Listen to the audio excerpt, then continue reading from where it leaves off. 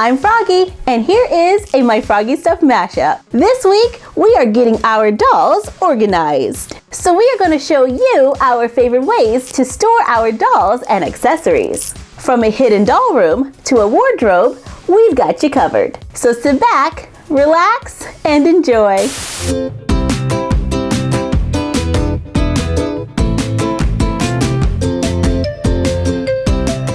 I'm going to make a closet for a doll using recycled cereal boxes, cardboard, large paper clips, beads, white paper, bamboo skewers or wooden dowels, craft paint, and glue. I start by cutting off the front of a cereal box. Glue all the tabs in place, making a rectangular tray. Cover with paper. Cut strips of cardboard that are the same size as the sides of the box. Cover with paper, glue them inside the box going around the edges. Then a few down the middle, dividing the box into sections. Measure and cut pieces of covered cardboard to glue inside to make shelves. Paint bamboo skewers or wooden dowels, then measure and cut them to fit inside. Take a paper clip, fold one end up slightly, then take the other and extend it going out.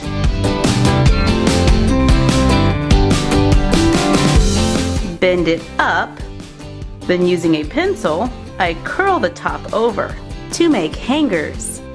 For the wardrobe, on paperboard, draw and cut out a square with a rectangle on each side and tabs. Make small cuts at the corners, fold on the lines drawn, glue the tabs to the sides, cover with paper, glue a bead to the front, place them on the shelves to make drawers. Fill it with your favorite doll items, make more to expand the wardrobe, and you're done. Happy crafting!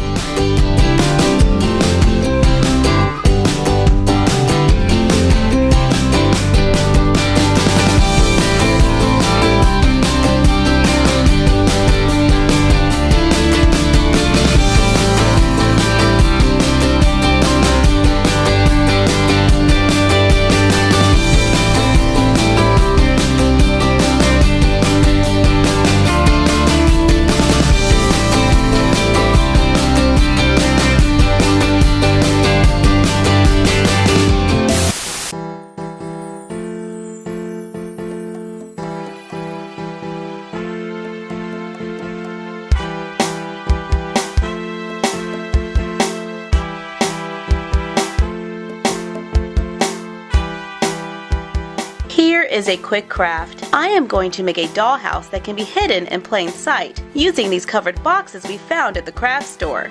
Scrapbook paper, printables from our blog, beads, cardboard, and glue. I start by finding a decorative box that is the perfect size for our dolls. We found these in the home decor section at the craft store, and we like them because they're covered on the inside as well as the out. And this box has a magnet that helps to keep it closed. To make my house, I'm going to open the box and lay it on its side. The inside paper reminds us of wallpaper, so we're just going to leave the walls as is. We glue scrapbook paper onto the bottom for the floor, taking care around the seams or folds in the box, so that it can still close. We adjusted our printer settings to resize our printables by printing multiple copies per page to cut out and glue into the house. Use paper for trim, glue on a bead for a doorknob, a few outlets and light switches for added detail. Measure, cut, glue together, and cover pieces of cardboard with scrapbook paper to glue into the box for a second floor or to divide a room. We pushed cut toothpicks into the top of one of the dividers, glued a skinny stick across the top, painted it to make a wall for a horse's stall. We add our favorite crafts to decorate the room or our play sets. And when it is time to clean up, we turn the box back to its correct position, place all the accessories neatly inside, then close and stack the boxes until next time. And the boxes that look like books are a great place to store our dolls. So now we can have fun decorating our rooms while we decorate our doll rooms. And you're done. Happy crafting!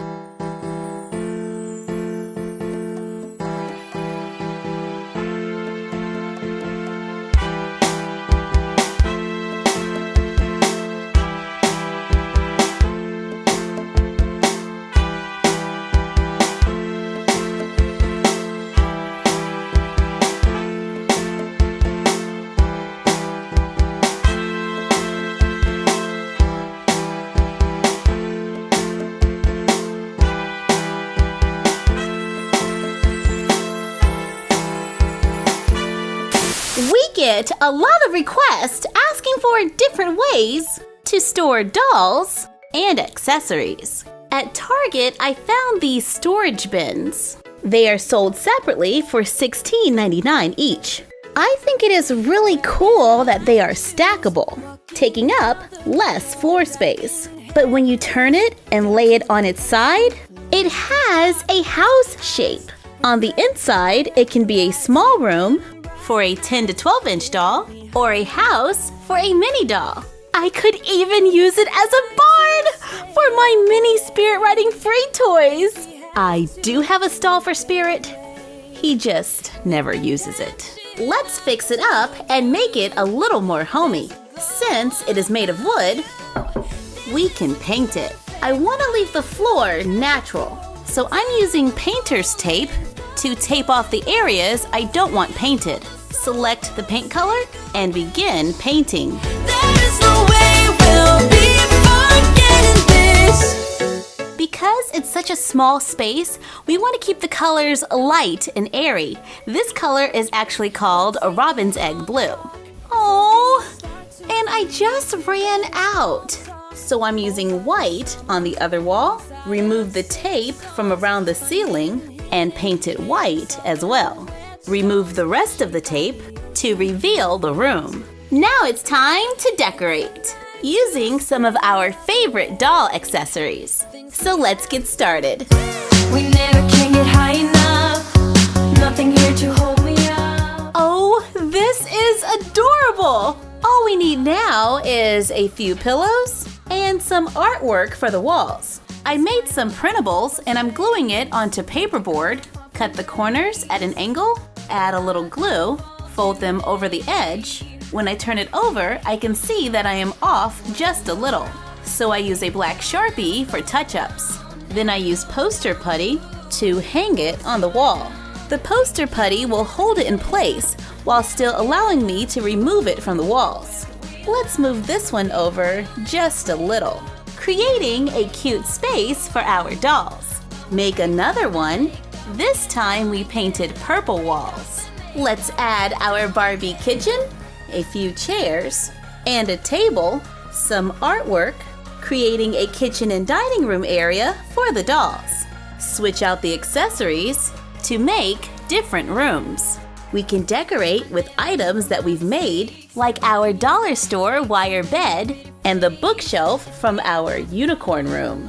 Oh, this is adorable! However, since this is such a small space, I would probably stick with a twin-size bed rather than a full. We could set it up to be a kitchen for our Shoppies, Lori dolls and American Girl minis, and Monster High. And when playtime is over, turn the house back into a storage bin, place all the accessories inside, stack them, so everything is neatly put away until next time.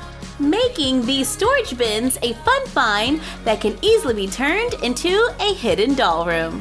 Thank you for joining us. Like, comment, share, and subscribe. Follow us on Instagram at MyFroggyStuff and the Frog Vlog. And you're done. Happy crafting!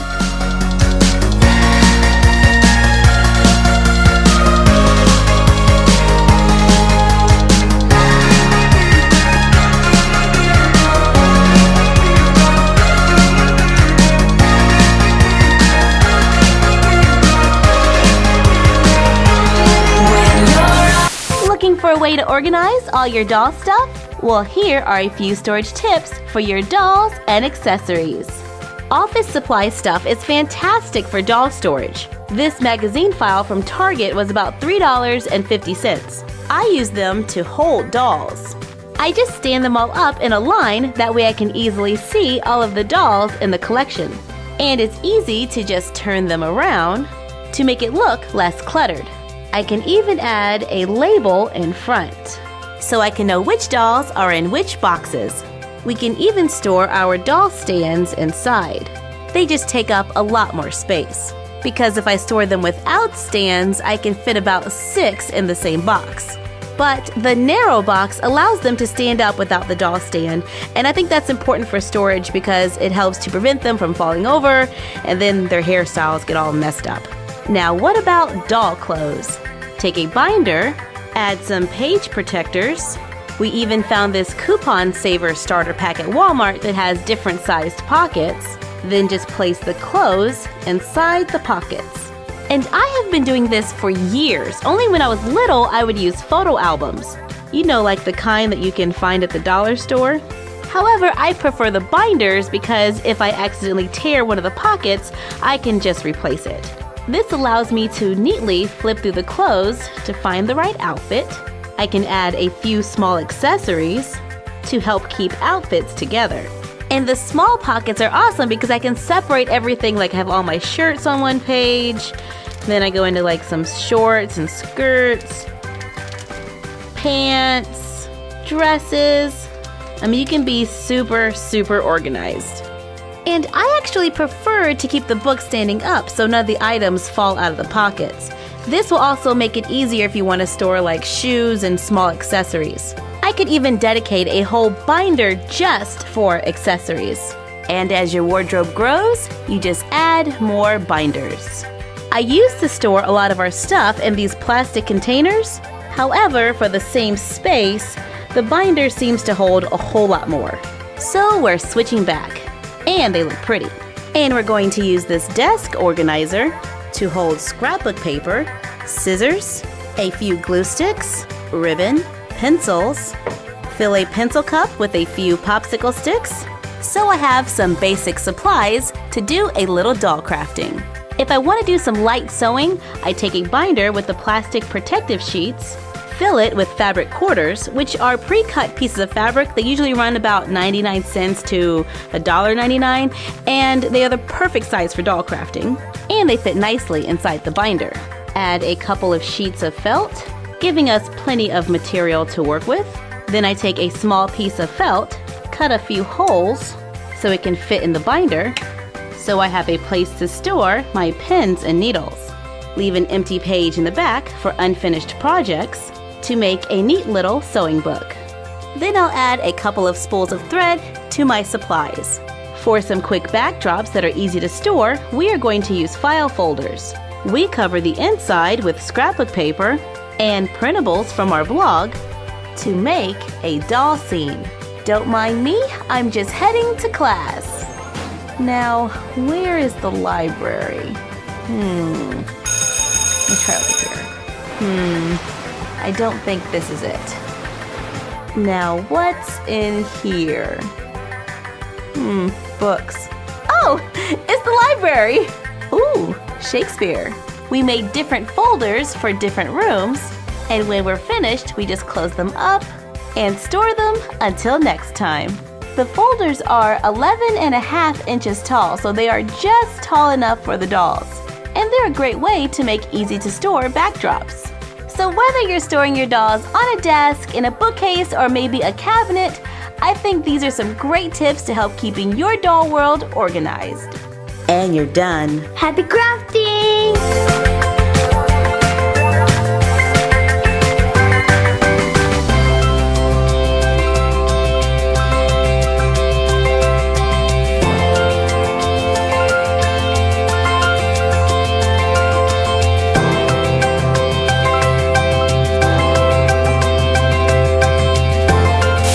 For joining us for this My Froggy Stuff mashup. Let us know what mashups you would like to see in the comments down below. Like, comment, share, and subscribe. Don't forget to ring the bell and follow us on Instagram at My Froggy Stuff and the Frog Blog. And we will see you next time.